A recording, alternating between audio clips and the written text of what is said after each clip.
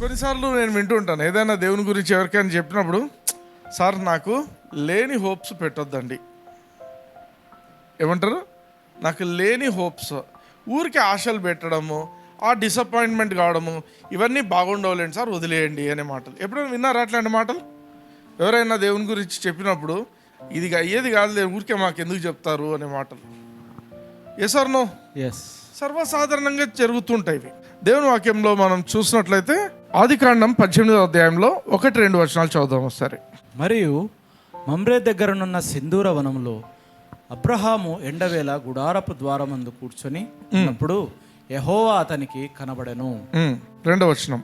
అతడు కన్నులెత్తి చూచినప్పుడు 3 మనుష్యులు అతని ఎదుట నిలబడి ఉండిరి.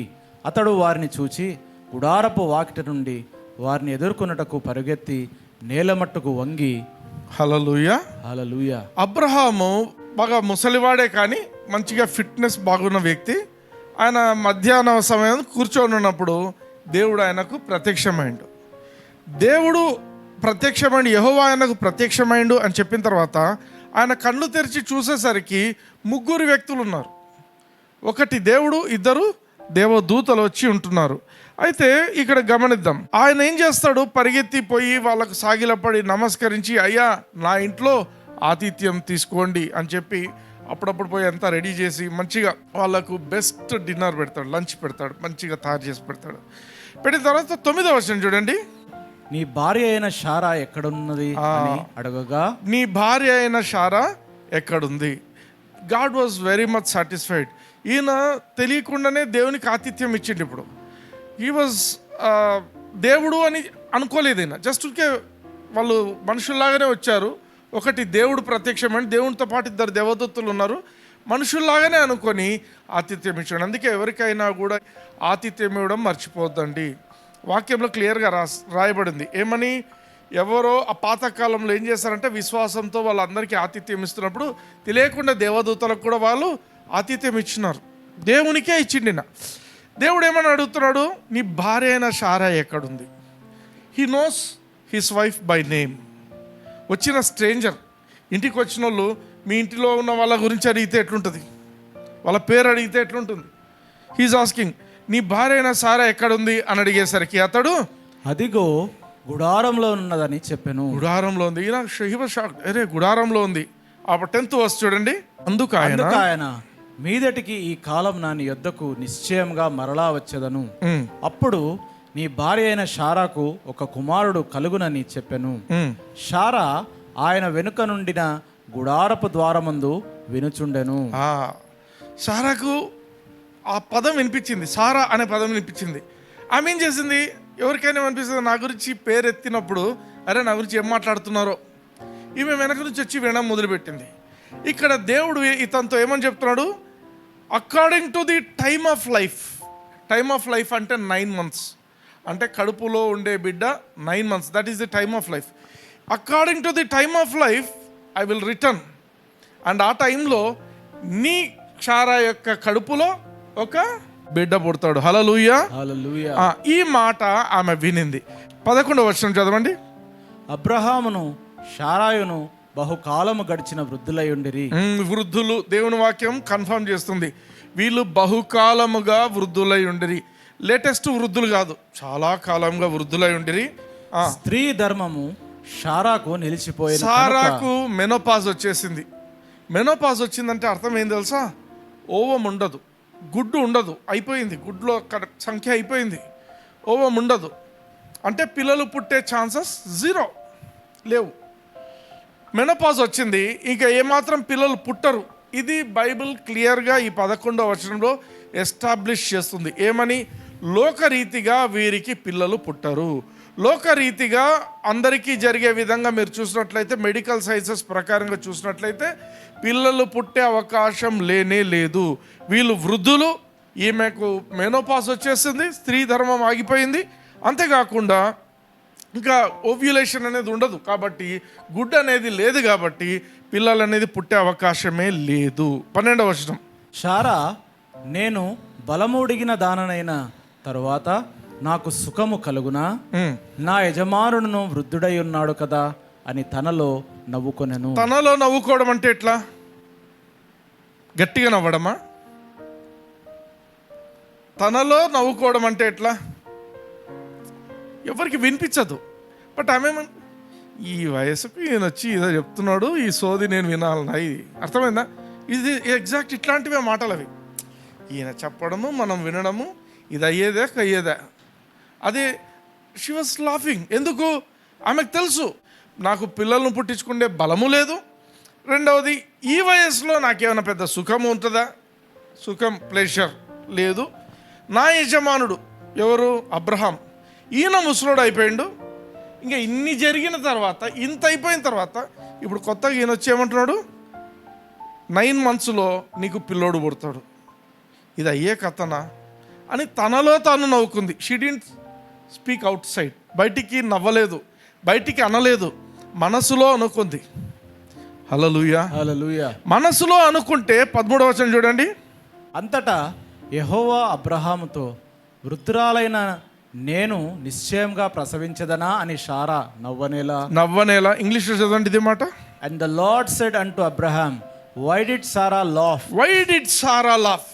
అబ్రహాంతో అంటున్నాడు. అబ్రహాము వెనక గుడారం తలుపు దగ్గర, ఆమె ఎక్కడ వెనకుంది. అబ్రహాం ఈయనతో మాట్లాడుతున్నాడు. దేవుడు ఏమంటున్నాడు? సారా ఎందుకు నవ్వింది? ఈయనకేం తెలుసు, నవ్విందో లేదో కూడా తెలియదు. ఈయన వెనక జరిగేది తెలియదు. రెండవది, ఆమె గట్టిగా నవ్వలే వినిపించడానికి. మనసులో నవ్వుకున్నది. ఎదురుగుండే వ్యక్తి ఏమంటున్నాడు? ఎందుకు సారా నవ్వుతుంది?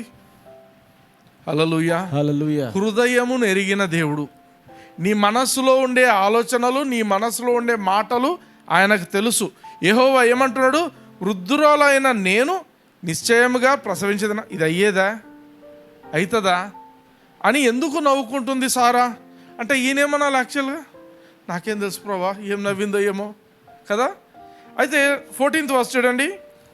యెహోవాకు అసాధ్యమైనది ఏదైనా ఉన్నదా? ఇక్కడే ఆగండి. ఇక్కడ ఆగి అందరు చెప్పండి, నా దేవునికి అసాధ్యమైనది ఏమైనా ఉన్నదా? Just think about it. మీ జీవితంలో ఏ పరిస్థితి ఉందో ఆలోచించి, నా దేవునికి అసాధ్యమైనది ఏదైనా ఉన్నదా? కొన్నిసార్లు మన థాట్స్తో మనము ఆపుతుంటాం. దేవుడి యొక్క శక్తి నీలో పని చేయకుండా, దేవుడిది చేయగలడా, ఇట్లా ఉంది కదా, ఈ వ్యక్తి ఇంత మొండిగా ఉండే వ్యక్తి అయితే ఈ వ్యక్తిని ఎట్లా దేవుడు మార్చగలడు, లేకపోతే ఈ పరిస్థితి ఇంత కఠినంగా ఉంటే దీన్ని ఎట్లా చేయగలడు, వీళ్ళందరూ ఇట్లున్నారే, ఈ పని జరుగుతుందా? There'll be so many thoughts. కానీ దేవుడు ఏమంటున్నాడు? God knows that they are old people. వాళ్ళు చాలా ముసలి వాళ్ళు, వృద్ధులు అయిపోయినారని దేవునికి తెలుసు. స్త్రీ ధర్మం ఆమెలో ఎండ్ అయిపోయిందని తెలుసు కదా. అన్ని బైబిల్లో రాయించిండు ఆ మాట 11వ వచనంలో. అన్నీ ఈ విధంగా ఉంది ఆమె పరిస్థితి, వారి కుటుంబ పరిస్థితి ఈ విధంగా ఉంది. 2 వృద్ధులు, 2 పిల్లలు పుట్టరు లోకరీతిగా. కానీ దేవుడు ఏమంటున్నాడు? ఇన్ని జరిగినా కూడా నాకు అసాధ్యమైంది ఏదైనా ఉందా? యెహోవాకు అసాధ్యమైంది ఏదైనా ఉన్నదా? మీదటికి ఈ కాలమున నిర్ణయ కాలమందు నీ యొద్దకు తిరిగి వచ్చేదను, అప్పుడు శారాకు కుమారుడు కలుగునను. మళ్ళీ చెప్పిండు దేవుడు, సారాకు కుమారుడు కలుగుతాడు. Hallelujah. This is the second time he is telling. ఇదే టైం చెప్తున్నాడు. నెక్స్ట్ టైం నేను ఇలా 9 monthsకి వస్తాను, అప్పుడు సారాకు కుమారుడు ఉంటాడు. ఇప్పుడు కూడా అదే అంటున్నాడు. మళ్ళీ ఆమె నవ్విన తర్వాత ఎందుకు నవ్వింది అంటున్నాడు అని, ఇదే దేవునికి అసాధ్యమైంది ఉందా అని చెప్పి he's telling the same thing for the second time. ఆమెకు కుమారుడు కలుగుతాడు అని చెప్తే 15వ వచనం చూడండి. శారా భయపడి నేను నవ్వలేదని చెప్పగా ఆయన, అవును నీవు నవ్వితివనెను. సారా భయపడింది. ఇంకా ఆ టైంకి బయటికి వచ్చేసినట్టుంది. ఎందుకు? హృదయంలోని మాటలని చెప్పేస్తున్నాడు ఈయన. ఎవరబ్బా అయినా అని బయటకు వచ్చేసింది. వచ్చిన తర్వాత, అయ్యా నేను నవ్వలేదయ్యా, బుకాయించింది, భయపడింది. లేదు నువ్వు నవ్వినావు. హల్లెలూయా, హల్లెలూయా. లేదు నువ్వు నవ్వినావు, నువ్వు అబద్ధం, నువ్వు దేవునితో అబద్ధాలు ఆడతావా నువ్వు అన్నాడా? ఇప్పుడే అగ్నిని కురిపిస్తాను నీ మీద అన్నాడా? నువ్వు కన్ఫెషన్ చేయాల్సిందే అన్నాడా? That is not God. బాగా గమనించండి, దేవుని నేచర్ గమనించండి. ఆమె అబద్ధం ఆడింది. ఎందుకు అబద్ధం ఆడింది? భయంతో అబద్ధం ఆడింది. అరే ఈయనకు అన్నీ తెలిసిపోతున్నాయి, ఈయన గొప్ప వ్యక్తి, ఈయన దగ్గర నేను అనలేదని అందాంలే, అట్లా నాకు క్లారిఫై అయిపోతుంది, ఏదన్నా క్లియర్ అవుతుంది అంటే, లేదు నువ్వు అన్నావు అంతే. లేదు తీర్పు దినమందు నీ మీదకి ఏదో జరుగుతుంది అన్నాడా? అట్లాంటివి లేవు. ఇప్పుడు మనం కొందరు పాస్టర్స్ని గమనిస్తాం, చిన్న తప్పు దొరకాల పట్టుకొని సావగొడుతుంటావు. నువ్వు ఒప్పుకోవాల్సిందే, ఒప్పుకుంటావా లేదా? నువ్వు ఒప్పుకుంటావు. అది పరిసయ్యుల మెంటాలిటీ. నిజంగా దేవుని ప్రేమ తెలిస్తే వాళ్ళంతటా వాళ్ళే వదిలేస్తారు, వాళ్ళంతటా వాళ్ళే ఒప్పుకుంటారు. నువ్వు ఎవరిని బలవంత పెట్టాల్సిన అవసరం లేదు. Hallelujah, hallelujah. That is not God's way. ఒకవేళ దేవుడు ఆమెను బెదిరించి గదిరించి గద్మాయిచ్చి చేసినట్లయితే ఆమెకు అసలు విశ్వాసం అనేది రాదు. ఇంకా అక్కడ అర్థమవుతుందా? చర్చెస్లో ఎవరైనా యూట్యూబ్లో వింటుండొచ్చు, చర్చెస్లో మీ యొక్క సంఘంలో ఫెయిత్ గ్రో కావాలి అంటే గదిరిచ్చి గద్మాయిచ్చి నువ్వు తప్పు చేసినావు అని వాళ్ళని సావగొట్టదండి దయచేసి. వాళ్ళు చేసింది దేవునికి తెలుస్తుంది. దేవుడు క్షమించే దేవుడు అయినప్పుడు మధ్యలో మీరెవరు? మాకు బయటపడింది, మాకు రివీల్ అయింది, మేము చేయాల్సిందే, నువ్వు ఒప్పుకోవాల్సిందే. ఇట్లా ఉంటాయి కొన్నిసార్లు.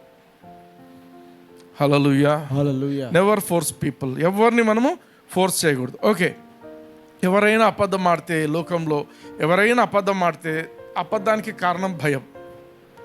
They have fear. అబద్ధం ఊరికే ఆడరు, కరెక్ట్గా చెప్తే ఏమైపోతుందో అనే భయంతోనే అబద్ధాలు ఆడతారు. ఓకే, 1వ సమూయేలులో చూద్దాం. 1వ సమూయేలు 1వ అధ్యాయంలో ఒక వ్యక్తి ఉంటాడు, ఆయన పేరు ఎల్కానా. ఈ ఎల్కానా అనే అతనికి 2 భార్యలు, హన్నా ఒక ఆమె, పెనిన్నా ఇంకొక ఆమె. హన్నాకు పిల్లలు లేరు, పెనిన్నాకు పిల్లలు ఉన్నారు. అయితే హన్నా బాధపడుతుంది. 5వ వచనం చదువుదాం ఒకసారి. హన్నా తనకు ప్రియముగా ఉన్నందున ఆమెకు 2 పాళ్ళు ఇచ్చుచూ వచ్చెను. యెహోవా ఆమెకు సంతు లేకుండా చేసెను. అది రాంగ్ ట్రాన్స్లేషన్. కింద చూడండి, ఆంప్లిఫైడ్. నెక్స్ట్ దాంట్లో చదువు. And her adversary also provoked her sorely to make her fret because the Lord has given her no children. The Lord has given her no children. తెలుగులో ఏముంది? యెహోవా ఆమెకు సంతు లేకుండా అంటే దేవుడే కలబడి సంతానం లేకుండా చేసినాడు అనే మాట ఇక్కడ ఉంది. ట్రాన్స్లేషన్ మిస్టేక్, దయచేసి అర్థం చేసుకోండి. దేవుడు మధ్యలో నిలబడి నీకు ఆశీర్వాదం కలగకుండా చేసే దేవుడు కాదు, నిన్ను ఆశీర్వదించాలని కోరుకుండే దేవుడు. ఇక్కడ అందుకే యాంప్లిఫైడ్ బైబిల్ ఏముంటుందంటే, the Lord has given her no children. లోకంలో ఎవరికి ఏమి కావాలన్నా దేవుడు ఇవ్వాల్సిందే, పిల్లలు కావాలన్నా దేవుడు ఇవ్వాల్సిందే. ఈమె జీవితంలో ఇంకా అప్పటికి ఇవ్వలేదు. ఒక ట్రూత్ చెప్పనా, బైబిల్లో లేట్గా పుట్టిన పిల్లలందరూ కూడా, బైబిల్లో ఎవరినైనా తీసుకోండి, లేట్గా పుట్టిన పిల్లలందరూ పవర్ఫుల్ పీపుల్. హల్లెలూయా, హల్లెలూయా. సమూయేలు, పెనిన్నాకు చాలా మంది పిల్లలు ఉన్నారు, ఎవడు ఒక్కడు కూడా సమూయేలు లగ్గాల. అర్థమవుతుందా? అంటే లేట్గా పుట్టారు అంటే ఒక పర్పస్తో పుడతారు వాళ్ళు. దేవుడు ఒక పర్పస్ తీసుకున్నాడు. ఇక్కడ హన్నా జీవితంలో because the Lord has given her no children, ఇంకా ఆమెకు అప్పటికి ఇవ్వలేదు దేవుడు. అయితే 8వ వచనం చూడండి. ఆమె పెనిమిటి అయిన ఎల్కానా, హన్నా నీవెందుకు ఏడ్చుచున్నావు? నీవు భోజనము మానుట ఎలా? నీకు మనోవిచారం ఎందుకు కలిగినది? 10 మంది కుమారుల కంటే నేను నీకు విశేషమైన వాడును కానా అని ఆమెతో చెప్పుచూ వచ్చాను. ఆమెన్. భర్త ప్రేమిస్తున్నాడు, ఈమెకు పిల్లలు లేరు. ఆమె హన్నాకు పెనిన్నా అని ఇంకొక సవతి ఉంది. ఆమె ఏం చేస్తుంది? ప్రతిసారి ఈమెను కోపానికి గురి చేయడము, విసిగించడము, బాధ పెట్టడం చేస్తుంటే ఈమె బాధపడుతున్నప్పుడు భర్త వచ్చి ఏమంటున్నాడు? హన్నా, నీకు 10 మంది పిల్లల కంటే నేను గొప్పని కదా, నీకు శ్రేష్టం కదా, నేను నీకున్నాను కదా అనే మాట ఆయన మాట్లాడుతున్నాడు. 8వ వచనం ఎట్లా ఉందంటే, ఆమెతో ఈయన పాపం పాసిఫై చేస్తున్నాడు. నీకు పిల్లలు లేరు కానీ నేనున్నాను కదా, 10 మంది పిల్లలు ఉండేదానికంటే నేను ఒక్కరుంటే నీకు సరిపోదా? ఆ విధంగా చేస్తే ఆమె రియాక్షన్ చూడండి. 9వ వచనంలో ఇంగ్లీష్లో చదవండి. So Hannah rose up after they had eaten in Shiloh. So Hannah rose up అంటే ఏమర్థము? మాట్లాడుతున్నాడు, నేను ఉన్నాను కదా, నేను చేస్తున్నాను కదా అంటే ఇంకా జాలే ఈ మాటలు. అర్థమైందా? ఇంకా జాలే, భలే చెప్పినావు కానీ షీ రోజ్ అప్, ఇంక అయిపోయింది. నేను తెలుసుకుంటే దేవునితో తెలుసుకుంటా, ఇది కాదులే. ఈ మాటలు విని యాసరికి వచ్చింది నాకు. నువ్వేమో నేను ఉన్నాను కదా అంటావు, ఈడ చూస్తే ఇంకొక ఆమె నాకు పిల్లలు ఉన్నారు నీకు లేరని సతాయిస్తుంది, గేలి చేస్తుంది. సో ఆల్వేస్ ప్రపంచంలో కంపారిజన్ ఉంటుంది. మీకెంతమంది ఎన్ని రోజులు అయింది పిల్లలు, ఇట్లాంటి మాటలు వస్తుంటాయి. ఈమెం చేస్తుంది? She rose up, rise up to your occasion. ఆమె లేచింది. ఈ మాటలన్నీ నాకు అవసరం లేదు, నాకు కావాల్సింది పిల్లలు. Hallelujah. She knew what she wanted. ఆమె కావాల్సింది ఏమో ఆమె తీసుకోవాలనుకుంది. 10వ వచనం చూడండి. బహు దుఃఖాక్రాంతురాలై వచ్చి యెహోవా సన్నిధిని ప్రార్థన చేయుచు బహుగా ఏడ్చుచు. చాలు, ఆమెకు దుఃఖం ఉంది. ఎందుకు? భర్త ఎంత పాసిఫై చేసినా కాంప్రమైజ్ కావటంలే. కొందరు ఏం చేస్తారు, కాంప్రమైజ్ అయిపోతారు. సర్లే మా ఆయన నన్ను బాగా చూసుకుంటున్నాడు కదా, ఇంకా చాలులే, ఇంకా నాకు ఇంకా వద్దులే బా, పిల్లలు వద్దులే. కానీ ఈమె అట్లాంటి వ్యక్తి కాదు. ఈమె she was a woman who wanted to get what she wanted. నాకేం కావాలో నేను తెచ్చుకోవాల్సిందే. దేవుని దగ్గరికి పోయింది. 11వ వచనంలో ఆమె ప్రేయర్ చూడండి. సైన్యములకు అధిపతియగు యెహోవా, నీ సేవకురాలనైన నాకు కలిగి ఉన్న శ్రమను చూచి నీ సేవకురాలైన నన్ను మరువక జ్ఞాపకం చేసుకుని. ఆమె చేసిన ప్రార్థన ఒకటి, నన్ను మరువక జ్ఞాపకం చేసుకొని. అందరు చెప్పండి, నన్ను మరువక జ్ఞాపకం చేసుకో. ఇది ఆమె చేసింది. నన్ను మరువక, నా శ్రమ ఎంతో ఉంది, నన్ను మరువక నన్ను జ్ఞాపకం చేసుకో. నీ సేవకురాలనైన నాకు మగపిల్లను దయచేసిన ఎడల వాని తల మీదికి క్షౌరపు కత్తి ఎన్నటికీ రానియక వాడు బ్రతుకు దినములన్నిటను నేను వానిని యెహోవానగు నీకు అప్పగింతునని మొక్కుబడి చేసుకొనెను. ఆమె యెహోవా సన్నిధిని ప్రార్థన చేయుచుండగా. చాలు ఇంతే. ఆమె దేవునితో ఒక మొక్కుబాటు చేసుకుంది. వాడిని నేను నాజీర్ చేస్తా, నీ కోసమే డెడికేట్ చేస్తా, వాడు బ్రతికే దినాలన్నీ నీ దగ్గరే పెట్టేస్తా. హల్లెలూయా. షీ మేడ్ ఎ వో. ప్రభా, నాకు శ్రమ ఉంది, పిల్లలు లేరు, గొడ్డు అనే మాట నాకు ఇది నచ్చట్లేదు, నాకు పిల్లోడు కావాలి, ఈ పిల్లవాడిని నీకే ఇచ్చేస్తా, డెడికేట్ చేస్తాను. హల్లెలూయా. 19వ వచనానికి రండి. తరువాత వారు ఉదయమందు వేగిరమే లేచి యెహోవాకు మ్రొక్కి తిరిగి రామాలోని తమ ఇంటికి వచ్చిరి. అంతటా ఎల్కానా తన భార్యయగు హన్నాను కూడెను. యెహోవా ఆమెను జ్ఞాపకం చేసుకొనెను. ఆమె ప్రార్థన ఏంటి? నన్ను జ్ఞాపకం చేసుకో. హల్లెలూయా. నీ ప్రార్థన ఎట్లుంటే నీ జవాబు అట్లే ఉంటుంది. నీవు ఏం ప్రార్థన కోరుతావో అదే దేవుడు చేస్తాడు. ఈమెనింది, ప్రభా నన్ను జ్ఞాపకం చేసుకో, నన్ను మర్చిపోద్దు, నన్ను జ్ఞాపకం చేసుకో. దేవుడు ఏం చేసిండు? ఆమెను జ్ఞాపకం చేసుకున్నాడు. హల్లెలూయా. ఆమెకు కుమారుడు పుట్టిండు.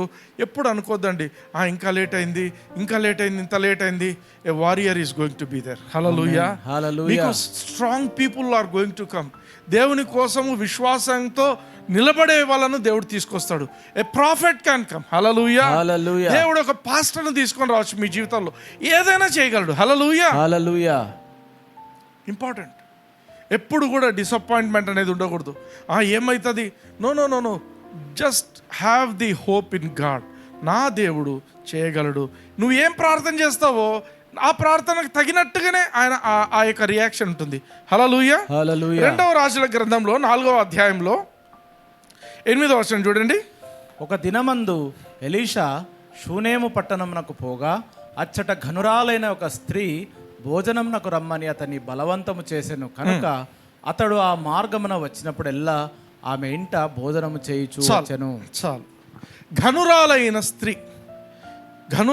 స్త్రీ ఇంగ్లీష్లో she was a great woman అన్నారు. ఎందుకు గ్రేట్ ఉమన్ తెలుసా? She was always hosting this profit.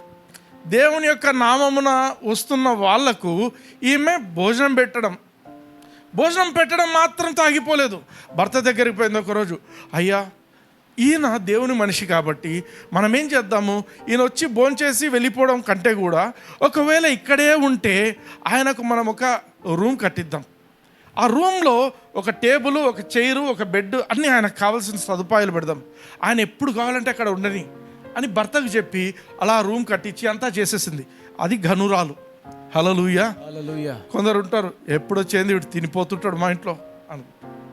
నీ తినిపోయేది కాదు ఇది. You are hosting a man of God. అది గుర్తించండి. నువ్వు దేవుని యొక్క నామమున వచ్చిన వ్యక్తికి నువ్వు గిన్నెడు మంచినీళ్ళు ఇస్తే నీ రివార్డ్ ఎక్కడికి పోదంటున్నాడు దేవుడు. హల్లెలూయా. ఈమె ఏం చేసింది? ఈమె ఘనురాలు. ఈమె ఎందుకు ఘనురాలు అంటే she was doing the best for the man of God. దేవుని యొక్క మనిషి అని ఆయనను ఎరిగి ఏమైనా ఈయనకు చేయాలా. ఎంతవరకు పోయిందంటే ఒక చిన్న రూమ్ కూడా కట్టించేసింది ఈయన కోసమే స్పెషల్గా. Hallelujah, hallelujah. She was hosting him. అయితే ఓ రోజు ఎలీషాకు ఆలోచన వచ్చింది, అరే ఈమె మన కోసం ఇంత చేస్తుంది కదా, ఆమెను పిలిచండి ఒకసారి, మనం ఆమెతో మాట్లాడదాం, ఏమైనా అవసరం అవుతుందేమో అని పిలిపిస్తారు. అమ్మ మీకు నువ్వు ఇంత చేస్తున్నావు కదా, నీ గురించి ఏమన్నా మేము రాజుకి ఏమన్నా చెప్పాలా, నీ గురించి ఏమన్నా, ఎందుకంటే రాజుతో ఈ ప్రవక్తకు మంచి సంబంధం ఉంది, రాజుకి ఏమన్నా రికమెండ్ చేయాలా నీ గురించి. అయ్యా నాకు అవేం వద్దులేవయ్యా అని ఆమె బయటికి వెళ్ళిపోయింది. వెళ్ళిపోతే గెహజీని అడిగిండు, ఈమెను మనకు ఏం చేయొచ్చు. 14వ వచనం చూడండి.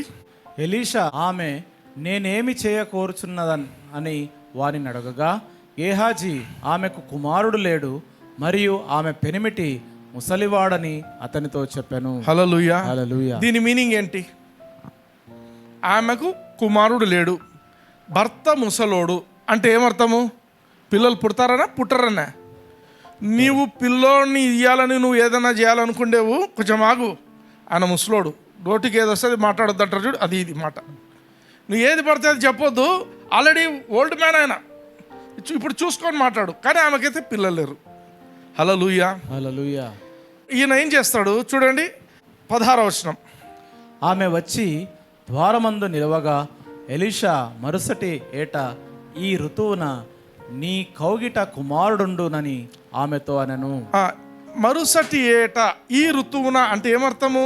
సేమ్ అబ్రహాముతో ఏ విధంగా దేవుడు చెప్పాడో అకార్డింగ్ టు ది టైం, ఇక్కడ ఉంటుంది చూడు ఇంగ్లీష్లో, about this season according to the time of life, according to the time of life 9 months అని చెప్పేసిండు. 9 monthsలో నీకు కుమారుడు ఉంటాడు. ఆమె ఏం చెప్తుంది చూడండి. ఆమె ఆ మాట విని, దైవజనుడవైన నా ఏలినవాడా, అలాగు పలుకవద్దు, నీ దాసురాలనైన నాతో అబద్ధమాడవద్దనను. సార్ జోకు లేదండి సార్ అంటారు చూడు, అదే సార్ చాలండి సార్, ఇంకేం మాట్లాడతారు. కానీ దట్ వాజ్ హర్ ఫీలింగ్.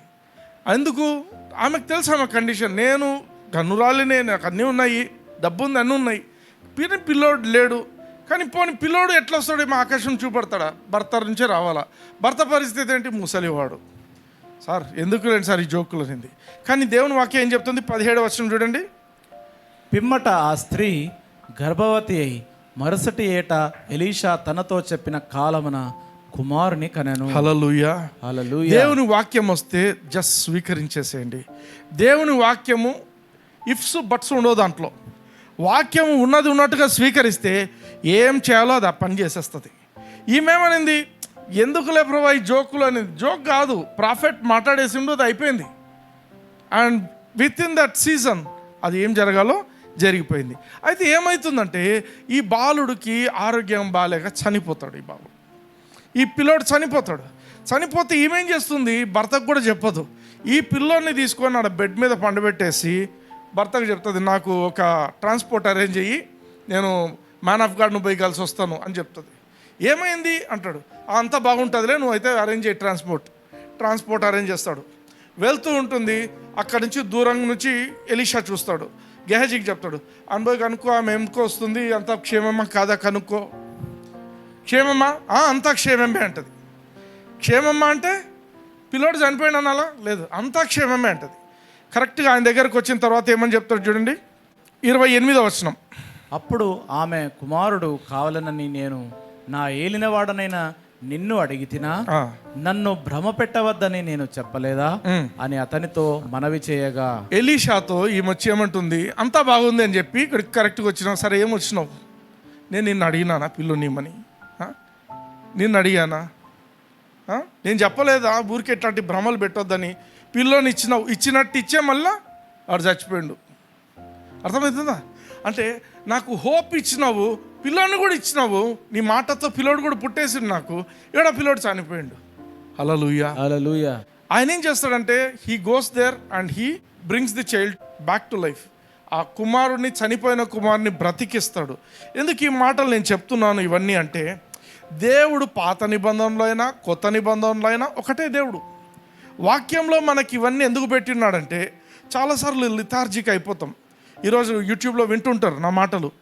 మీకు ఏ సమస్య ఉన్నా, అది పిల్లల విషయమే కావచ్చు, ఇంకే విషయమైనా కావచ్చు, హోప్ లేదు అనే పరిస్థితికి మాత్రం పోకండి.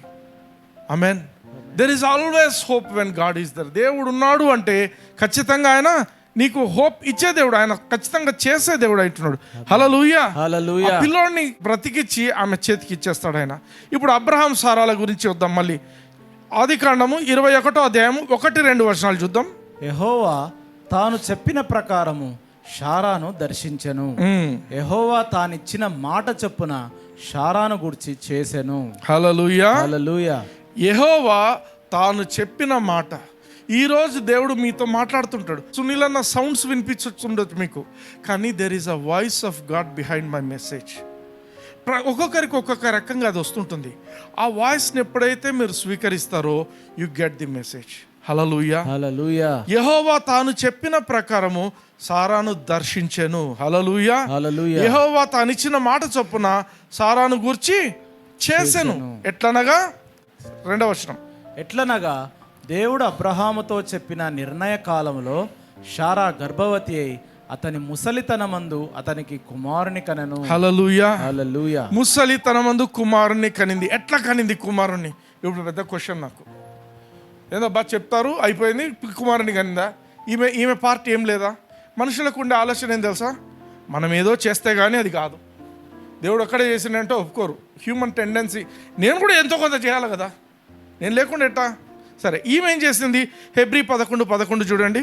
విశ్వాసమును బట్టి షారాయు వాగ్దానం చేసిన వాడు నమ్మదగిన వాడని ఎంచుకొనెను. హల్లెలూయా. హల్లెలూయా. విశ్వాసం ఆమెకి ఎక్కడి నుంచి వచ్చింది తెలుసా?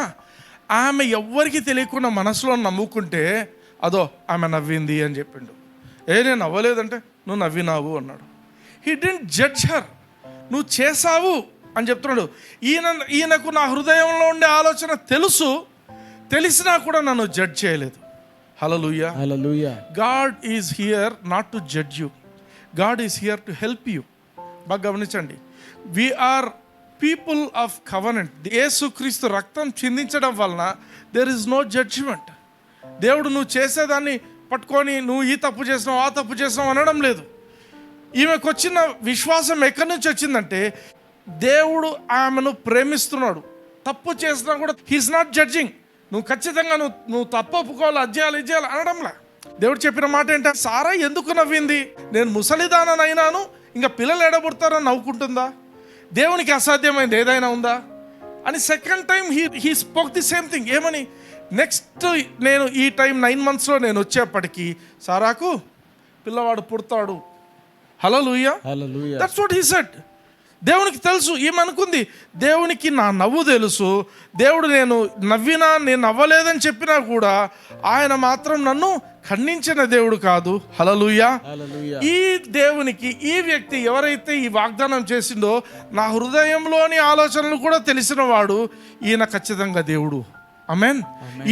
ఈయన అబద్ధం ఆడాడు. ఇంకా ఈయన నా మనసులో ఉండే విషయాలు కూడా గ్రహించగలిగిందంటే ఇది ఖచ్చితంగా నిజమవుతుంది. ఆమేన్. ఆమేన్. అని ఆమె నమ్మింది. నమ్మి 11వ వచనం ఏమంటుంది? హెబ్రీ 11:11 విశ్వాసమును బట్టి షారాయు వాగ్దానం చేసిన వాడు నమ్మదగిన వాడని ఎంచుకొనింది. విశ్వాసమును బట్టి ఆమె ఏం చేయలేదు. ఇదంతా ఎక్కడ కష్టపడి ఏమన్నా జిమ్కు పోయి వచ్చేదా? ఇది చేసిన పని ఈమె కష్టపడి కిలోలు బరువులు ఎత్తడానికి కాదు. ఇక్కడ ఏముంటుంది? ఆమె హృదయంలో షీ సెట్ సంథింగ్, మైండ్ను ఫిక్స్ చేసుకుంది. ఏమని? ఆమెకు ఒక విశ్వాసం అనేది అక్కడ వచ్చింది. అబ్రహాంకు 99 ఏండ్ల వరకు, ఈమెకు అప్పటికి 89 ఏండ్ల వరకు వయసు. అప్పుడు వరకు కూడా పిల్లలు లేరు, పిల్లలు పుట్టారని డిక్లేర్ అయిపోయింది. అటువంటి పరిస్థితిలో ఈయన వచ్చి నెక్స్ట్ 9 monthsలో పిల్లలు పుడతారు అని ఆయన వాగ్దానం చేసిండు. It is done. యెహోవాకు అసాధ్యమైనది ఏదైనా ఉన్నదా? ఆయన క్వశ్చన్ వేసిండు. అసాధ్యమైనది ఏదైనా ఉందా? మీకు అసాధ్యం అనేది అనుకుంటారు, నాకు అసాధ్యమైంది ఉందా? God was challenging himself. వాళ్ళతో నాకు అసాధ్యమైంది ఉందనుకుంటున్నారా మీరు? ఇది పెద్ద ఇష్యూ కాదు. This is too small for me. నాకు అసాధ్యం అనుకుంటున్నారా? Hallelujah. Hallelujah. It's not a big thing for me. లోకంలో డాక్టర్స్కి చాలా పెద్ద కష్టం కావచ్చు, లోకంలో ఉండే అందరికీ ఏదైనా పెద్ద కష్టం కావచ్చు, బట్ ఇవన్నీ చిన్న చిన్న విషయాలు. నాకు ఇది అంటే కొన్నిసార్లు డాక్టర్ రిపోర్ట్ తప్ప, డాక్టర్ రిపోర్ట్ ఏమున్నా కూడా దేవుడు దాన్ని చేయగలడు. హల్లెలూయా. హల్లెలూయా. మీరు డాక్టర్ల దగ్గర పోయి చూపించుకోవద్దని నేను అనడంలే, చేయొద్దని చెప్పడంలే. డాక్టర్ ఇచ్చిన రిపోర్ట్ను కూడా దేవుడు తారుమారు చేయగలిగిన దేవుడు. హల్లెలూయా. హల్లెలూయా. విశ్వాసమును బట్టి సారా ఏమనుకుందంట, వాగ్దానం చేసిన వాడు నమ్మదగిన వాడని ఎంచుకొనింది. ఏమని? ఈయన వాగ్దానం చేసింది ఈయన కదా, ఈయనే దాన్ని ఫుల్ఫిల్ చేస్తాడు, నేనేం చేయాల్సింది లేదు. హల్లెలూయా. హల్లెలూయా. ఇప్పుడు బర్డన్ ఎవరి మీద ఉంది? దేవుని మీద ఉంది. దేవుని మీద. అది ఆమె చేసిన పని కదా. ఎంత తెలివి! వాగ్దానం చేసింది ఎవరు? నేనేం అడగలే, పిల్లలు కావాలో నేను అడగలే, ఆయనే వాగ్దానం చేసిండు. ఆయనే ఇంకా చేసిన తర్వాత అది అబద్ధం ఆడతాడా? లేదు, అది ఖచ్చితంగా ఆయన చేస్తాడు. హల్లెలూయా. వాగ్దానం చేసిన వాడు నమ్మదగిన వాడు అని ఎంచుకొనెను గనుక తాను వయస్సు గతించినదైనను గర్భము ధరించుటకు శక్తి పొందెను. హల్లెలూయా. హల్లెలూయా. At the age of 90 she gave a son. Amen. Amen. ఆమె తర్వాత పిల్లోడు పుట్టిన తర్వాత 6వ వచనం చూడండి. ఆదికాండం 21:6వ వచనం. ఆమె ఏం మాట్లాడుతుంది? అప్పుడు శారా, దేవుడు నాకు నవ్వు కలుగ చేసెను, వినువారెల్లా నా విషయమై నవ్వుదురనెను. హల్లెలూయా. హల్లెలూయా. నేను చదివినప్పుడు నాకేం నవ్వు కలగలే, ఫస్ట్ టైం చదివినప్పుడు బైబిల్. కానీ ఇక్కడ దీంట్లో ఒక మర్మం ఉంది. నవ్వు కలగజేసింది దేవుడు. ఎప్పుడు నవ్వు కలగజేసిండు? గుడారంలో ఉన్నప్పుడు నవ్వింది. హల్లెలూయా. గుడారంలో ఉన్నప్పుడు అసహాయమైన నవ్వది. అసహాయంగా ఏం జరుగుతుందిలే, ఇది అయ్యేదా పోయేదా, ఊరికైనా వచ్చి ఇట్లా మాట్లాడుతున్నాడు, అదొక అసహాయతతో వచ్చిన నవ్వు. ఆ నవ్వు కలుగజేసిండు దేవుడు. బాగా ఆలోచించండి. ఈమెను గురించి వింటున్నప్పుడు 90 years అప్పుడు పిల్లలు పుట్టిన ఈమెను గురించి వింటున్న ఎవరైనా కూడా వాళ్ళ జీవితంలో నిజంగా భారం ఉంటుంది. పిల్లలు లేరనే కష్టం ఉంటుంది, భారం ఉంటుంది. ఇది ఎట్లా సాధ్యం ప్రభా అనుకుంటారు. కానీ ఈమెను గురించి, ఈమె చేసిన ఈ యొక్క విశ్వాసపు క్రియను ఎవరైతే అర్థం చేసుకుంటారో, వాగ్దానం చేసిన వాడు ఆయన నమ్మదగిన వాడు, ఆయనే చేస్తాడు, నాకు సంబంధం లేదు, ఆయనే చూసుకుంటాడు అనే ఒక విశ్వాసపు క్రియ ఆమె ఏదైతే చేసిందో, ఎవరైనా అది విని వాళ్ళు చేసినట్లయితే వాళ్ళ జీవితంలో కూడా ఏడుపు నవ్వుగా మారబడుతుంది. Hallelujah. Hallelujah. Hallelujah. Our God can make you love. Hallelujah. మంచి జరిగింది అనుకోండి, మీకు సడన్గా మీరు ఊహించలేదు, మీరు అనుకోలేదు, మీ జీవితంలో మంచి జరిగితే ఫస్ట్ ఏం చేస్తారు? బ్లష్ అవుతుంది ముఖం అంతా, నవ్వు వస్తుంది. Hallelujah. Hallelujah. This is our God. మన దేవుడు ఏదైనా చేయగలడు. ఇప్పుడు పాట పాడుతుంటే ఏదైనా చేయగలవు, కథ మొత్తం మార్చగలవు. ఆ బ్రదర్ ఎవరైతే ఈ పాట రాసిండో ఆ బ్రదర్కు పిల్లలు లేరు. ఈ పాట రాసిన తరువాత పిల్లలు పుట్టారు ఆయనకు. హల్లెలూయా. హల్లెలూయా. చాలా కాలం పిల్లలు లేరు, కవలలు పుట్టారంట. ఆమేన్. ఆమేన్. పాట రాసిండు కాబట్టి అని కాదు, దేవుడే ఆయనతో రాయించిండు. మంచి పాటలు ఇచ్చి, ఆ పదాలు ఇచ్చి, రాయించి, ట్యూన్ ఇచ్చి అన్నీ చేయించిండు. ఎందుకు చెప్తున్నా అంటే, never give up when you are thinking of children. దేవుడు పిల్లలను మనకు స్వాస్థ్యంగా ఇచ్చిన దేవుడు. ఆ పిల్లలు దేవుడిచ్చు బహుమానం అని ఉంది. బహుమానం అంటే గిఫ్ట్. గిఫ్ట్ అంటే ఎట్లా? డబ్బులు ఇచ్చి తీసుకుంటావా?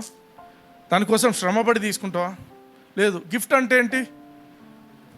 థ్యాంక్ యూ చెప్పి తీసుకుంటారు. హల్లెలూయా. థ్యాంక్ యూ చెప్పి తీసుకోండి దేవుని దగ్గర. హల్లెలూయా. హల్లెలూయా. అందరు చెప్పండి, thank you lord. Thank you Lord for the gift. For the gift. What ever be the gift. పిల్లలు కావచ్చు, ఇంకేదైనా కావచ్చు. ఈ రోజు నీ జీవితంలో ఏ సమస్య ఉన్నప్పటికీ, ఏ అవసరత ఉన్నప్పటికీ, thank you Lord for you are doing it for me అని చెప్పండి. చెప్పండి గట్టిగా, thank you Lord. Thank you Lord for doing it for me. For doing it for me. Thank you Lord. Thank you Lord for the miracle. For the miracle. I receive the gift of this miracle. Gift of this miracle. I don't need to do anything. I don't need to do anything. నేనేం చేయాల్సింది లేదు. నేనేం చేయాల్సింది లేదు. వాగ్దానం చేసినవాడు, వాగ్దానం చేసినవాడు, నమ్మదగినవాడు, నమ్మదగినవాడు, మీరే జరిగిస్తారు. మీరే జరిగిస్తారు. యేసు నామమున. యేసు నామమున. Amen. Amen. Are you blessed? Yes. Praise the Lord.